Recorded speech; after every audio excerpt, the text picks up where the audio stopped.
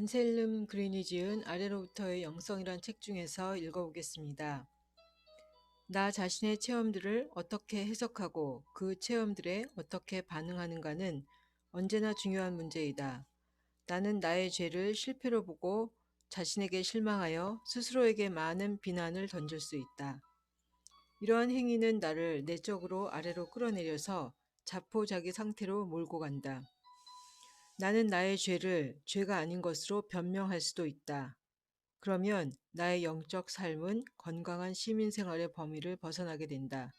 그리고 나의 죄를 압박할 수도 있다.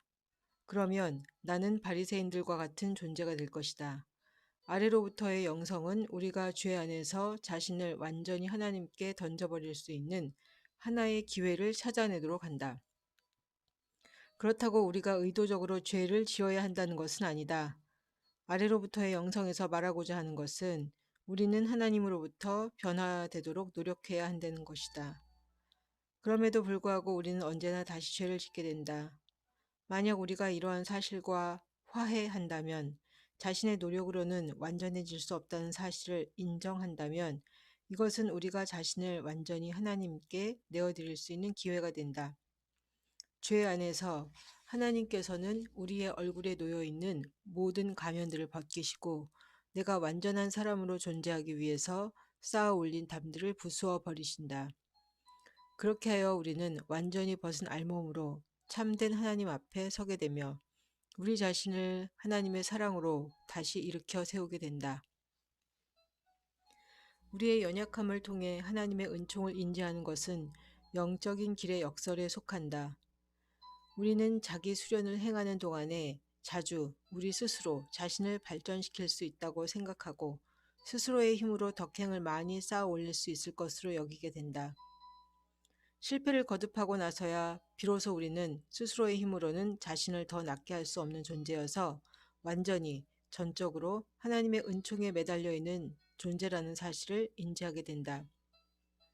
하나님의 은총은 우리의 연약함에 내려와 작용하며 우리의 무능함 속에서 영적인 힘이 된다. 우리 자신에 대한 실패는 우리 자신에 대한 절망으로 나아가게 할 수 있다. 그러나 이러한 절망도 우리를 다시 일으켜 세우시는 하나님의 은총을 향해 마음을 열고 나가게 할 수 있다. 그러므로 베네딕토 성인의 수도회 규칙서 4장에서는 우리 자신을 가꾸어 나가고 하나님의 은총을 받아들일 준비를 하기 위해 우리가 스스로 해 나가야 할 일들을 나열한 다음 마지막 부분에서 영적 삶의 기술을 위한 가장 중요한 도구로 다음의 말을 들고 있다. 하나님의 자비에 대해서 절대로 포기해서는 안 된다.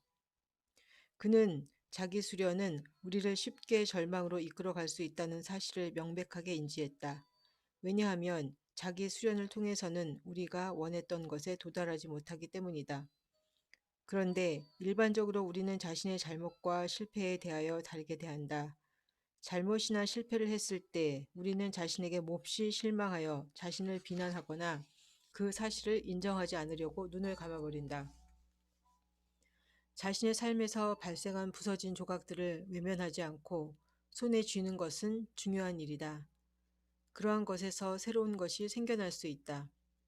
많은 사람들이 한창 열심히 살아가는 삶의 중반기 나이에 자신들이 부서진 삶의 파편더미 위에 앉아 있는 것으로 느끼는 경우가 있다. 그리고 그러한 경우에 이들은 대부분 자포자기하기 일쑤이다. 그러나 그 부서진 조각들은 다시 새롭게 정돈되고 맞추어질 수 있다. 아마도 우리들 삶에서 오래된 껍질이 너무 협소해졌는지도 모를 일이다. 그리고 그것은 어차피 부서져야만 했던 것일지도 모른다.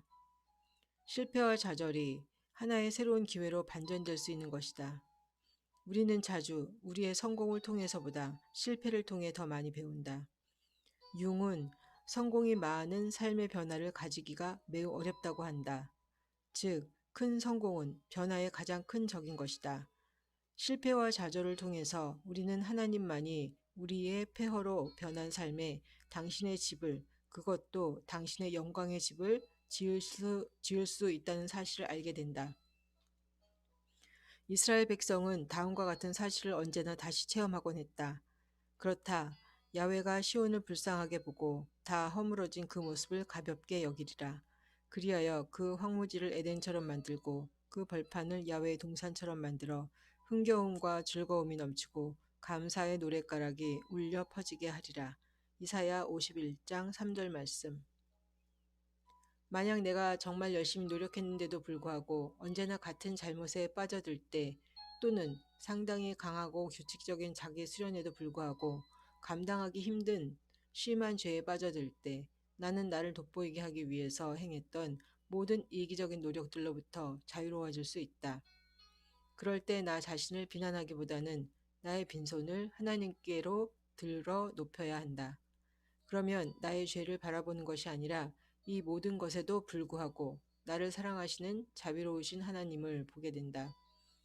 그렇게 할 때 나는 하나님께 받아들여지기 위해서 선행이라든가 훌륭한 덕행 또는 그 밖에 어떤 예물을 반드시 가져와서 그것을 통해 그분의 마음을 사려고 할 필요가 없음을 알게 되며, 그동안 자기 수련을 통해 내가 교만하게도 하나님 앞에 떳떳하게 설 수 있는 의로운 존재로 성장했음을 증명해 보이려 했다는 사실을 인식할 것이다. 만약 나의 죄를 인식하면서 하나님 앞에 설 때 나의 모든 교만함은 부서져 없어지고 말 것이다. 그러면 나는 나의 영적 삶에서 지금까지 무겁게 지니고 왔던 어떤 좋은 일을 많이 쌓아 올려야 한다는 압박감에서 참으로 완전히 해방되어 자유롭게 될 것이다. 나는 빈손을 들고 하나님께 나아가 나 자신을 완전히 내어드리면서 평화와 자유를 새롭게 체험하게 된다. 내가 어떤 업적을 쌓아 올려야 할 필요가 없어지게 된다. 하나님은 나를 변화시키시는 분이고, 나의 실패와 죄, 나의 무능과 실망을 관통하여 나에게 다가오시는 분이다. 하나님은 그러한 것을 통해 마침내 내가 자신의 덕행을 하나님처럼 생각하면서 그분의 자리에 두었던 잘못을 이제 완전히 그만두게 하시며 나를 당신께 완전히 전적으로 내어드리게 하신다. 바로 그러한 곳에서 내가 살아갈 수 있도록 나를 받아들이시는 참된 하나님을 만나게 되며, 내가 수도서원을 할 때 다음과 같이 노래 불렀던 하나님을 만나게 되는 것이다. 오 주님, 당신의 말씀을 따라 저를 받아들여 주십시오. 그리고 저로 하여금 부끄러운 존재가 되지 않게 해 주십시오.